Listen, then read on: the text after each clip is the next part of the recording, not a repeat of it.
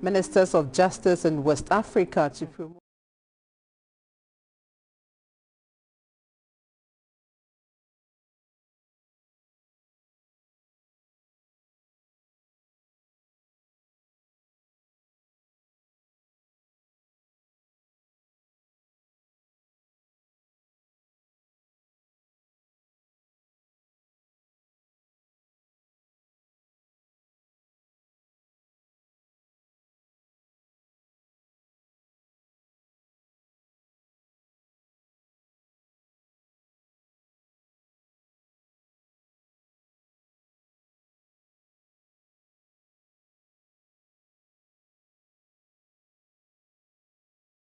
It's time for News Hour. We are live on GTV, GBC News and DSTV on channel 278. My name is Clara Milano. And I am Samuela Kwoti. Robert Frimpong Mansell will interpret the news into sign language.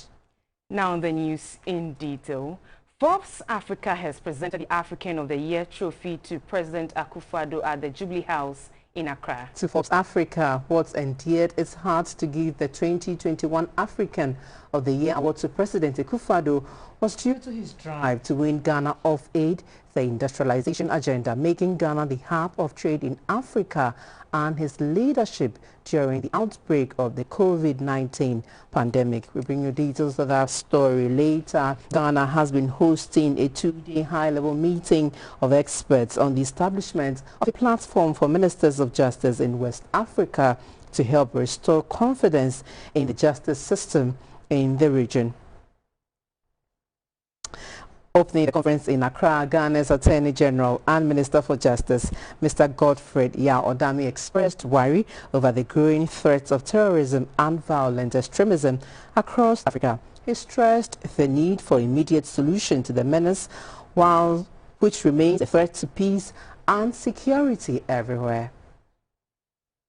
Organized on the backdrop of the Niamey Declaration in Niger in September 2018, the experts were brought together to apply their knowledge and experiences in shaping the contents of two documents on the Niamey Declaration and draft protocol to deepen the rule of law, promote peace and security, and enhance access to justice in West Africa. Enhancing trust in our justice system is key to addressing perception of the instrumentalization of the justice system and promoting the social contract between the state and its citizen, which is required to respond to threats such as terrorism and other forms of instability in our region. As part of preparatory works towards the establishment of the platform for the Ministers of Justice in West Africa, the participating Ministers of Justice are expected to critically examine the reasons for the loss of confidence in the justice systems in West Africa. The technical input of Ministers of Justice from across the region would help enhance the value and adherence to these principal policies on access to justice and transitional justice. Ghana's Attorney General and Minister for Justice, Mr. Godfred Odami, detailed steps Ghana is taking to strengthen the justice system. The steps include supporting state institutions to tackle poverty, corruption and inequality, which are key reasons for societal upheavals. In our quest to make justice delivery transparent, we have, with the support of the World Bank, developed an integrated information management system which aids in filing court processes and is ultimately intended at fully digitizing the operations of the Office of Attorney General and Minister of Justice. We are also developing a scheme for enabling funding of the sector and improving the training of prosecutors. The Ministry also continues to introduce relevant legislations and take other measures to combat corruption and reduce its effect on the development of the nation. The two-day meeting is expected to stimulate a renewed commitment among the justice ministers to ending impunity, ensuring access to justice and human rights in West Africa.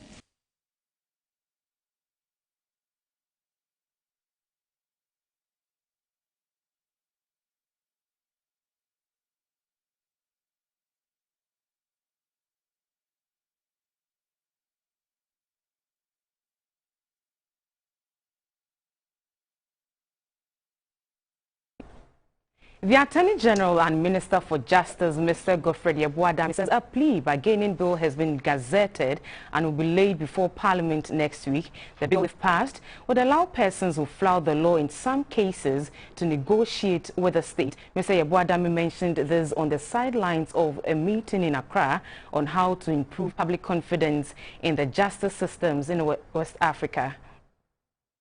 Stakeholder consultations, and indeed I had occasion to comment on it last time that there has not been any legal professional properly prepared by me. It was just go through a process. It went to Parliament the last time, and the lifetime of Parliament lapsed. As a result, we have to start the process of so I've written to the chairman of the Legal Council, who is the Chief Justice, asking them to present their comments in this standby doc.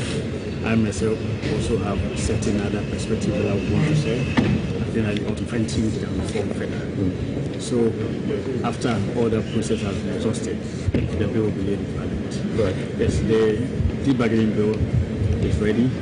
Gazetted same on 29th November. By the details of the Constitution, before a bill is introduced in Parliament, has been gazetted for 14 days. 14 days will lapse, I think, somewhere early next week. And by the end of next week, it will be placed in Parliament. I think that the Constitution is a very important reform for the criminal justice system in Ghana. It will help in not only decongesting the prisons and all, but it will actually help in even unraveling other crimes. Because by the bargaining agreements that we get into, we can also boost our efforts to arrest actors. So the bill, as indicated, has in it certain controls to prevent people.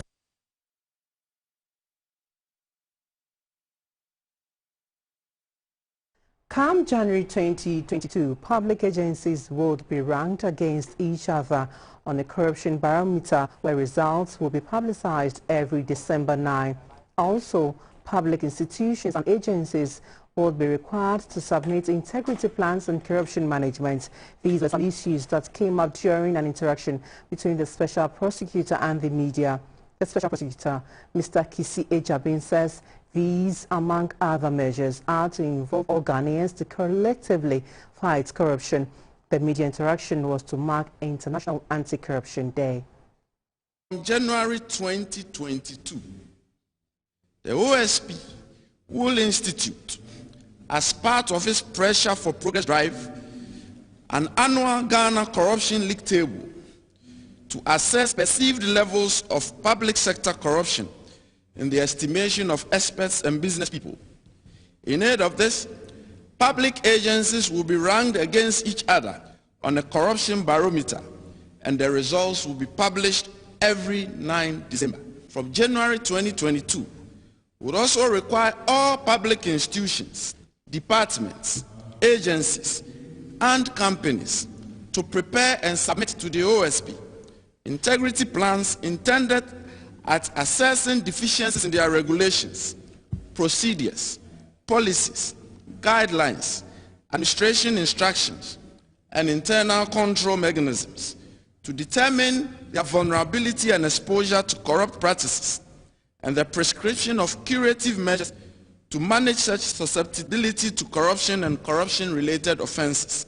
I look forward to the provision of adequate funding and the necessary material resources as stipulated in Articles 6 and 36 of the UN Convention to carry out this most challenging and solemn mandate.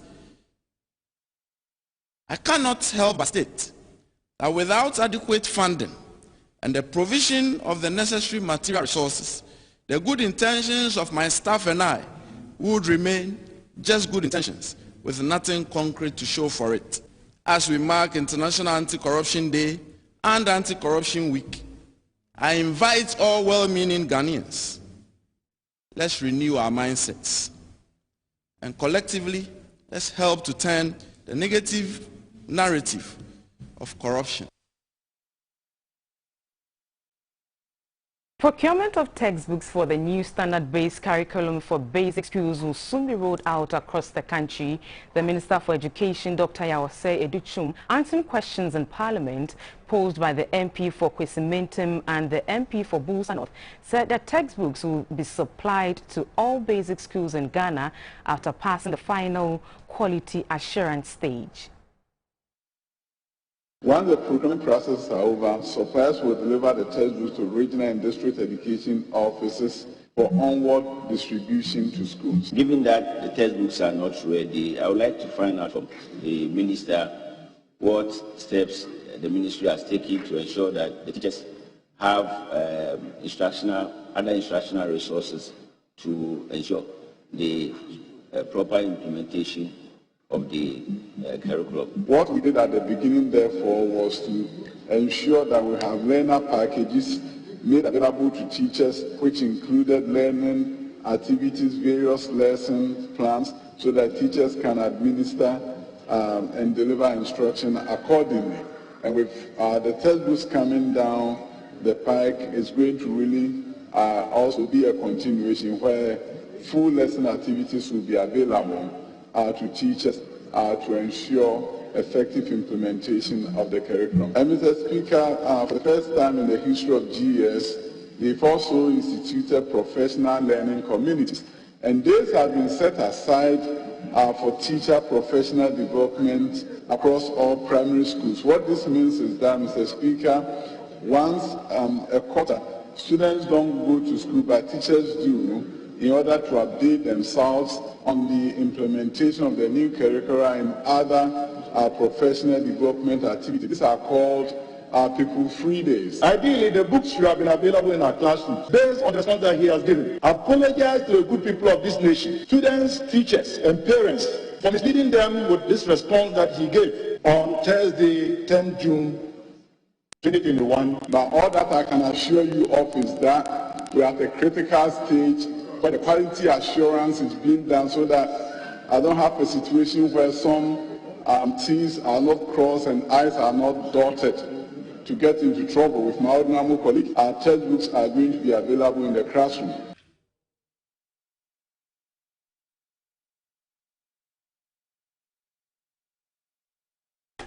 Government is working assiduously to build the capacity of teachers on the use of a play-based learning methodology and other teaching and learning approaches. This is intended to improve the quality of education at the early stages.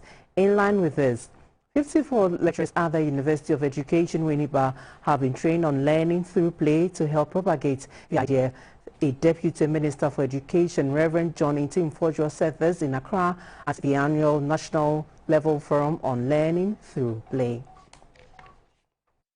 The annual National Level Forum on Learning Through Play, jointly organized by Right to Play and the Ministry of Education, is a platform for policymakers, educationists, teachers, parents, guardians and some members of the public to discuss the importance of play in teaching and learning.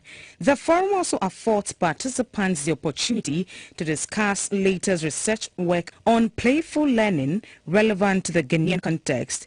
The Deputy Minister for Education, Reverend John Ntim said play is becoming a very important tool in the learning process in the country's education system. He therefore called on stakeholders to work together to promote play-based learning. We're going to conduct national standardized tests on December 17th, which is roughly 7 days from today, to ensure that in all public schools, class 4 pupils are administered a test.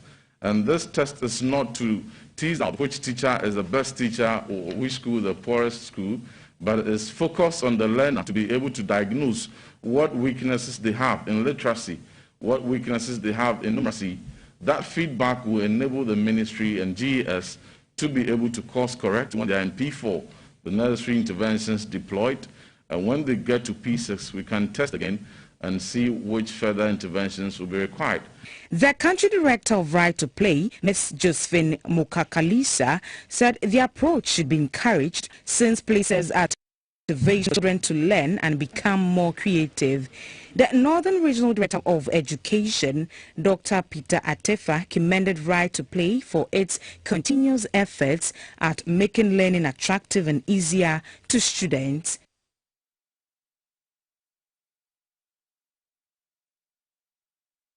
The Ghana Prison Service, in collaboration with the United Nations Office on Drugs and Crime and the U.S. Embassy, have launched the Ghana Prisons Reform Project.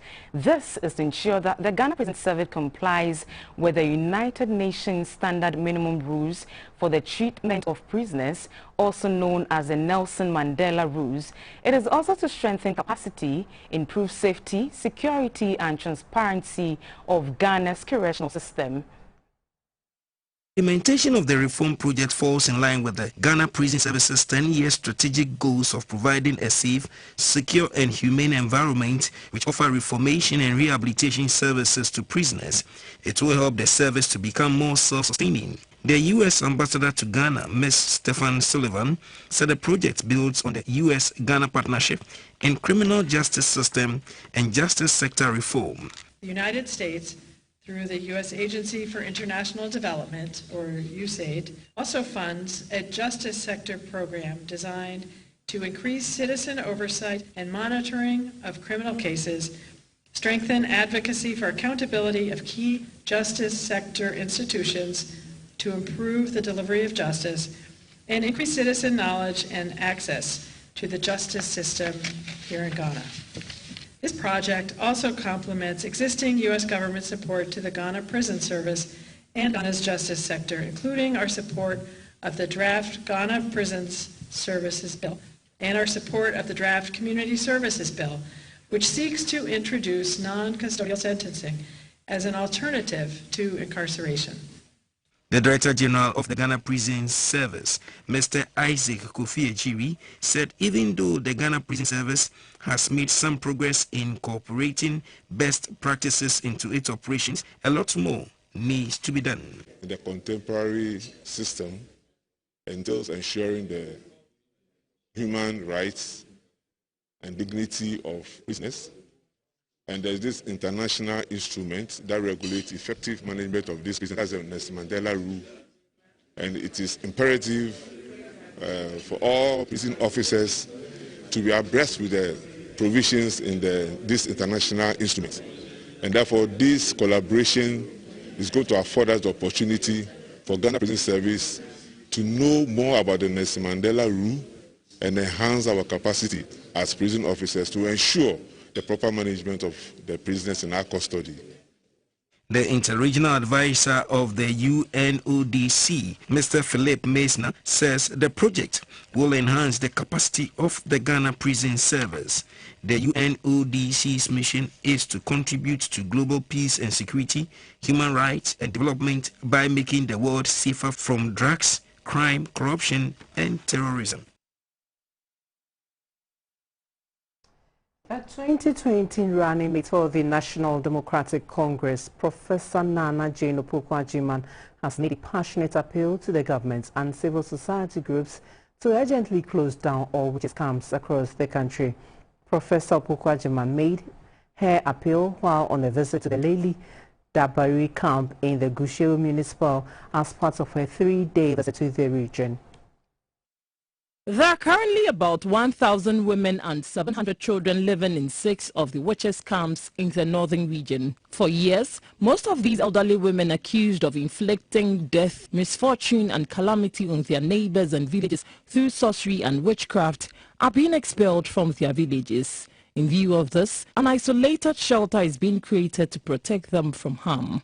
Even though these women enjoy a certain degree of protection within these camps, the conditions there are often poor. The accused women, as they are sometimes referred to, live in tiny thatched mud huts and have limited access to food and potable water. They fetch water from streams and creeks which are often far away from their camps.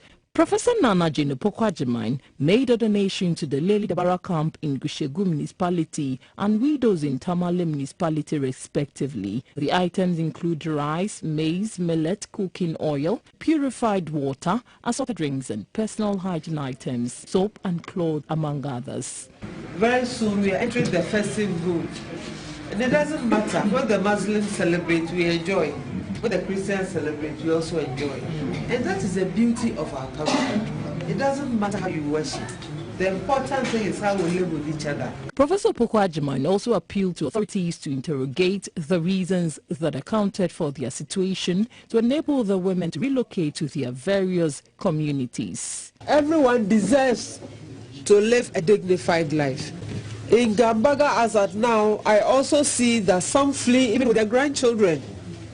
Maybe their children are working elsewhere, and they leave the children in the hands of the grandparents. If you just look at the environment, what do you see? Where do they sleep? Where are their washrooms? And so on and so forth. I even hear the reptiles climb these short walls at night and harass them. This is not acceptable. Everybody must help. Wherever we are, we can all do something. The state can help. Families can help. Communities can help. So can individuals. Professor Nanajin Opoku Agyeman said there must be a lot of awareness through public education to find lasting solutions to the situation. The defense team for Dr. Stephen Opuni intends to call 8 witnesses to testify on behalf of the former Kokobo chief executive in the matter in which he and one other are being tried for allegedly causing financial loss to the state. Lead Defense Counsel Mr. Samuel Kujo announced this to the Criminal Court Division of the Accra High Court, which is trying the matter. The defense will be subpoenaing 2. Mr. Kojo pleaded with the court for assistance for one of the witnesses, who he says has health issues. He prayed the court for the witness's evidence to be taken via video link. According to Mr. Samuel Kojo, the witness lives in Kumasi in the Ashanti region and sometimes comes to Accra for medical checkup. The prosecution, led by the Director of Public Prosecution, Mrs. Yvonne Bisa, responding to the request of the defense, admitted that the use of technology in adjudicating cases is common and that the prosecution has relied on witnesses who live outside the jurisdiction in a number of cases. She said prosecution is opposed to the request, but only if the proper arrangement is made. The court, presided over by Justice of Supreme Court, Justice Clemens Hunyoniga, with an additional responsibility as a High Court judge, said the application to hear the evidence of the said witness through video link is in order. The court asked the registrar of the court to take note of the development and make the necessary arrangements with the IT department of the Judicial Service. Meanwhile, the first defense witness, Mr. Charles Tete Kwaododu, has for the second time this week appeared before the trial court, where he is being cross-examined by Mr. Samuel Kojo, lawyer for Dr. Opuni. Hearing continues on Monday, December 13. The Carnation Senior High Technical School is seeking to surmount a major obstacle, a snag which threatens the school's very existence. Kitako is fervently appealing to the government to help in settling an impasse between the school and the state housing company of accommodation. Carnation Senior High Technical School is hoping the matter will be resolved by its next anniversary, and that, the school says, will be a worthy celebration. Kateko was established in 1958 by a private individual. Later in 1972, the school was absorbed by the Champon government. The school then became a government-assisted school. As a result, the government supported the school with some bungalows at North Kanishi for teachers and administrative staff to help to steer the affairs of the school. The bungalows in question were procured from the State Housing Corporation 49 years ago. At the time, State Housing did not hand over the documents of the landed property to the school's management. Management also did not follow up on the documents since it was accepted that both institutions are government-owned. Now the school says then State Housing Corporation, now company, is currently asking the staff of the school to vacate the bungalows. The headmistress, Madam Pearl Bruce, spoke to GBC News. Having lived there for 49 years, I don't think is the ideal thing. We pleading with them to regularize. They can still regularize. It is a government institution. State Housing is a government institution. They should regularize and give us the documents and help us to stay in there. The school, apart from the accommodation issue, is currently in need of other logistics such as vehicles and other learning materials to enhance learning. An 11-member board of directors has been inaugurated to help turn a bad situation around. The board hopes to make the school's next milestone a worthy celebration. The regional director of education, Mrs. Monica Ankara, advised the new board to ensure harmony between the school and the community. The Ministry of Education and the Ghana Education Service consider the policy of community participation as very necessary. The activities of the school cannot be separated from the community whose interests the school seeks to serve. The school board of governors has the role to foster a harmonious relationship between the school and the community and to ensure adequate support of the community to the school.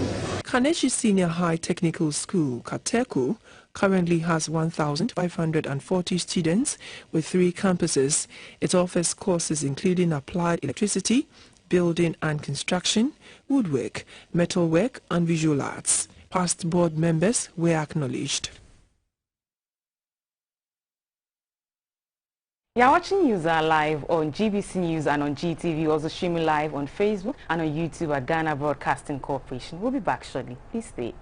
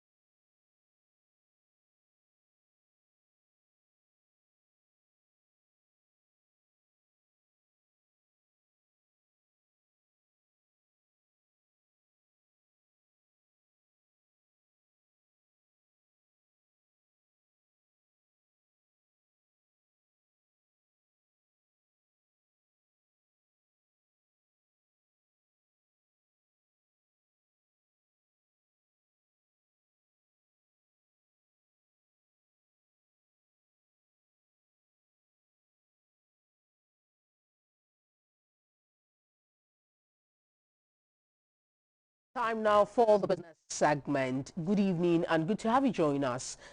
This segment is proudly brought to you by MTN and Whirlpool. I am Dorothy Achimai. As of 2017, women entrepreneurs in Ghana were 8% less likely than men to gain access to finance. This, according to the second Deputy Governor of the Bank of Ghana, Mrs. Elsie Awadzi, hampers their ability as women to start a business, maintain the business, or scale up their businesses. She was speaking at AGI Women in Business Forum here in Accra. At 46.4%, Ghana has the highest rate of women-owned businesses in the world. Despite this, data from the African Development Bank indicates that there is an estimated $42 billion financing gap for women entrepreneurs across value chains in sub-Saharan Africa.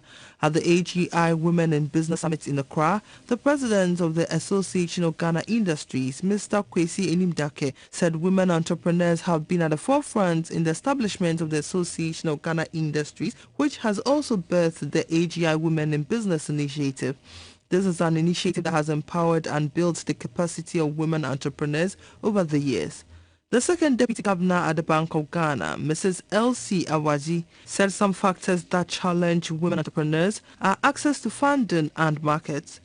So in terms of market access, the important point is that market access is expanding for all businesses in Ghana. And there are many opportunities that are driving this, even in the midst of a pandemic. So the economy is rebounding. And there are fast-growing sectors of our economy, such as technology, that even in the midst of the pandemic was growing like never before. However, we can find enough women in such sectors. The Canadian High Commissioner to Ghana spoke of initiatives by Canada to assist Ghanaian women entrepreneurs to scale up their businesses. Our feminist international assistance policy seeks to support women's economic empowerment through building skills, facilitating access to capital, addressing barriers preventing women from full economic participation, and speaking up for women to realize their full human rights. The Chief Executive of the Ghana Enterprises Agency, Madam Kosi Yankee Aye, who was given an award for her role in financially empowering women, said 70% of the work of the agency is directed towards women in business. This is to ensure that many women entrepreneurs make headway in their businesses despite the ravaging effect of the pandemic on them.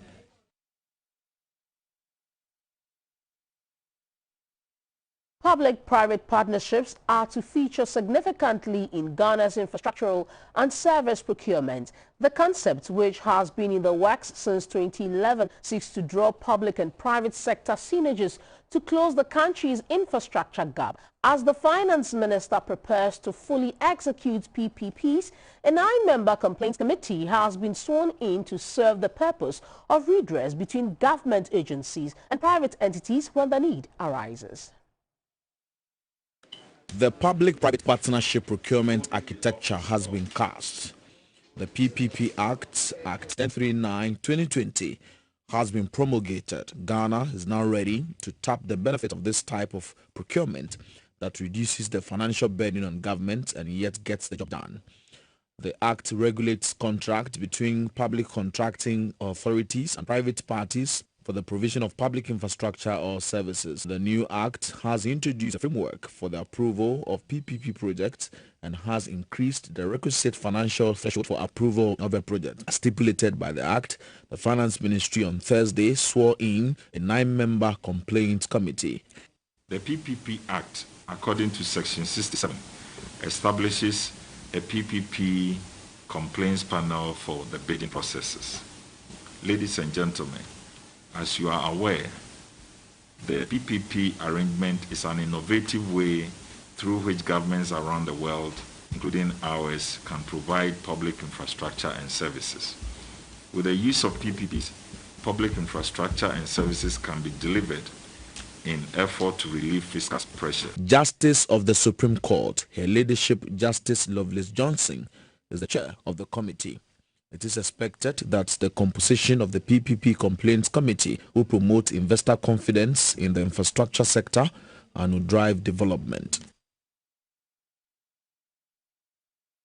A group of civil society organizations want the government to facilitate a forensic audit of expenditure related to COVID-19 pandemic to help deepen transparency and accountability in the governance process. In a report titled Transparency and Accountability During COVID-19 Outbreak in Ghana, the CSOs said the delay in auditing the expenditure is fueling a perception of misappropriation.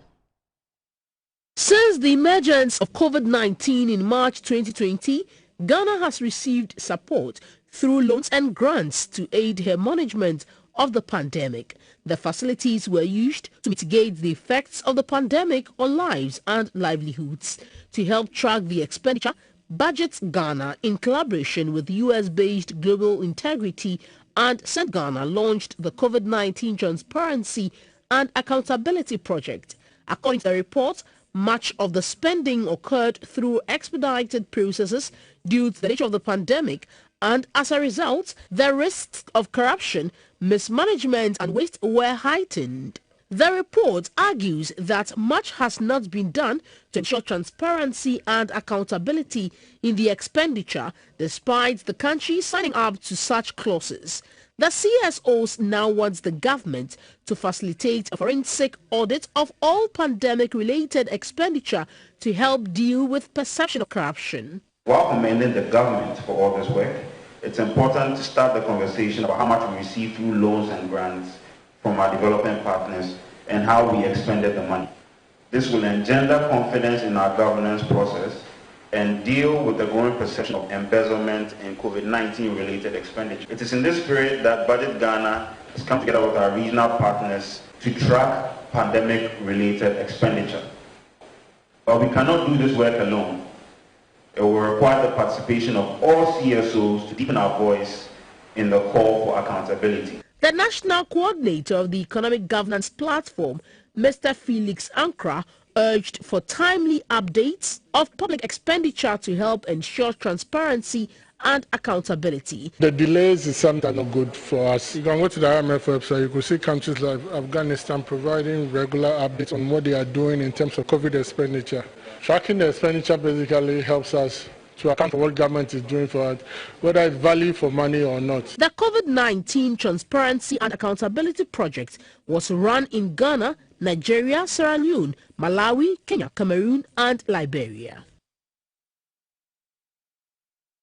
Forbes Africa has presented the African of the Year trophy to President Akufo-Addo at the Jubilee House here in Accra. To Forbes Africa, what endeared its heart to give the 2021 African of the Year award to President Akufo-Addo was due to his drive to win Ghana off aid, the industrialization agenda making Ghana the hub of trade in Africa, and his leadership during the outbreak of the COVID-19 pandemic. Edward Nyakun reports. Previous winners of the coveted Forbes Africa of the Year award include Rwanda's President Paul Kagame, African Development Bank President Dr. Akinwumi Adesina, and World Trade Organization Director General Dr. Ngozi Okonjo-Iweala. President Akufo-Addo is a new kid on the block in this elite club of Africans whose leadership qualities have impacted positively on the lives of their constituents and beyond. The Executive Director of Forbes Africa, Mr. Frederick Van de Veer, lauded President Akufo-Addo for his economic policies and making Ghana attractive to investors across the globe, including Twitter. So many other policies like the year of the return that now is becoming beyond the return, which is long-term policies to develop the tourism sector. The AFCFTA is now here and makes Ghana the trade capital for Africa. Twitter came here as well for a reason and based their headquarters in Ghana. The healthcare sector, you want to make Ghana a hub with Agenda 111, etc. The same for education, and then just to mention one more of your policies, everything you're doing to stimulate the young entrepreneurship, that already makes Ghana up in terms of technology, etc. President Akufo-Addo said this award is an honor to his government and the people of Ghana. Something that has been a very important inspiration for me to get things, as many things on the ground as possible. But I'm happy that it's produce this result. Basically, it is a result about the work of my government, not just myself, but all the various people who have been assisting me, and also about the population, the Ghanaian people, who have made these choices and have been very supportive of the work that I do. So I'm looking upon this this prize or this commendation as one for Ghana, one for my government, and lastly for myself. Forbes Africa is a pan-African media company focusing on business, investment, technology, entrepreneurship, leadership, and lifestyle. Also at the Big House was the president of the U.S. National Bar Association, Mr. Carlos E. Moore. Heard your message in Atlanta, Georgia, where you asked for us to return home, beyond the return, and to invest in Africa. The U.S. National Bar Association was founded in 1925 as the oldest and largest national network of predominantly African-American attorneys. Edward Nyakun reporting for GBC News. And that's it for the business segment, proudly brought to you by MTN and Whirlpool. Coming up is the energy segment. Please don't go away.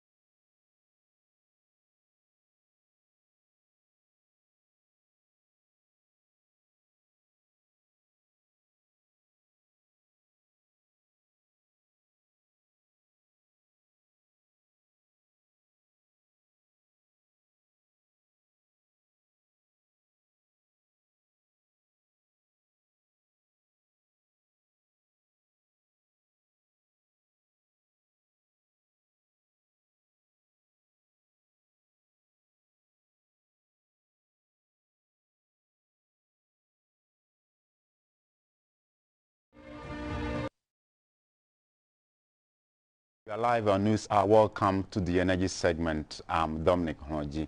The Volta River Authority, VRA, has been commended for sustaining the Akosombo Dam and other generation facilities over the years to guarantee power supply in Ghana. Sierra Leone's Energy Minister, Alhaji Kanja Sese, applauded the authority when he led a delegation from Sierra Leone to meet the management of VRA in Accra. This is part of their visit to Ghana. The visiting delegation from Sierra Leone is in Ghana to learn best practices in the energy sector to replicate same to boost power supply in their country. The country is faced with generation, transmission and distribution network challenges.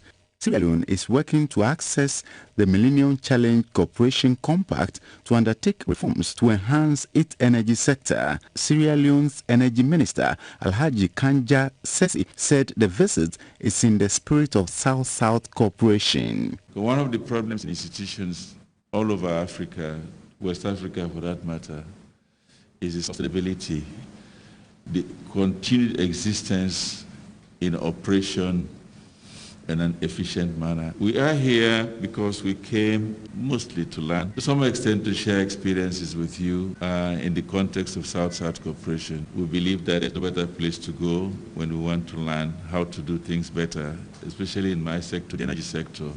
The chief executive of VRA is Mr. Emmanuel Entridakwa. When we started 60 years ago, we had a twinning arrangement with a Canadian company, Ontario Hydro. And so our standards of operations, our procedures were all modeled along the highest industry standards. And that's what has endured till today. And then there was a lot of investment also in developing our human capital, which is also one of the reasons why we are here today. And I'm happy that we'll be part of a process that I think is going to go on to develop the human capital in the utilities in Sierra Leone. Sierra Leone is already receiving technical assistance and training for its power engineers from VRA and looks forward to continue its relations with Ghana's power generation giants.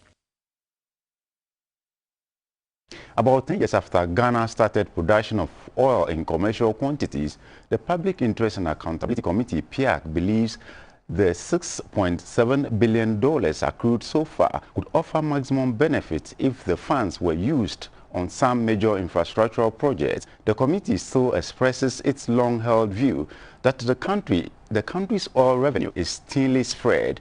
Chairman of PIAC, Professor Kwame Adom-Frimpong, wants governments to seek other sources of funding for free SHS. Now we don't have any problem as far as the financing the SHS is concerned. But the question is, it's from one source, even though government is taking from other sectors which is affecting those sectors. Let's get alternatives to support it in case there's any drastic reduction or there's no fund coming from the oil production, then we can rely on. Last year, to about 4,000 projects. And if you look at the projects, you can't even call it projects. So you want a legacy one. That is the money you have used the petroleum revenue for. Then you can identify it. After all, the total revenue for petroleum revenue is about 6%, 12% of the total. You have other income which can cater for the small ones, which is needed. That's it for the energy segment. My name is Dominic Honoji.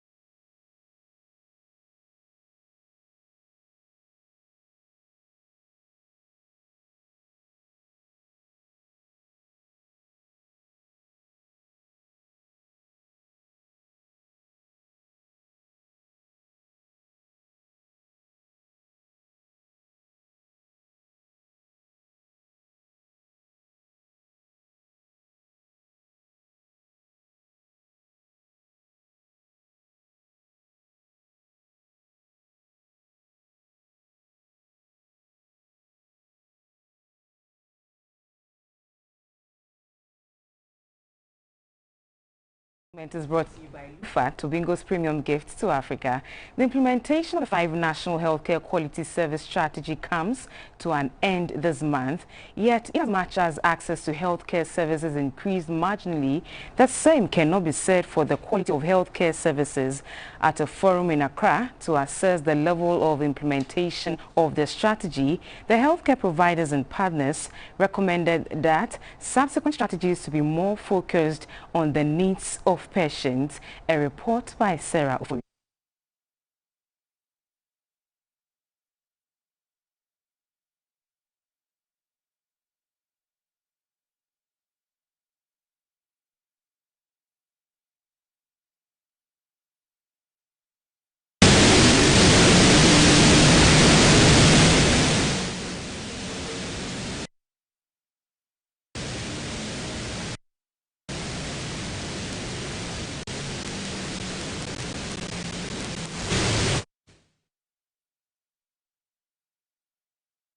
I give it away. We apologize for that bass sound. The health segment was brought to you by Lufat, Tobingo's premium gift to Africa. Please stay.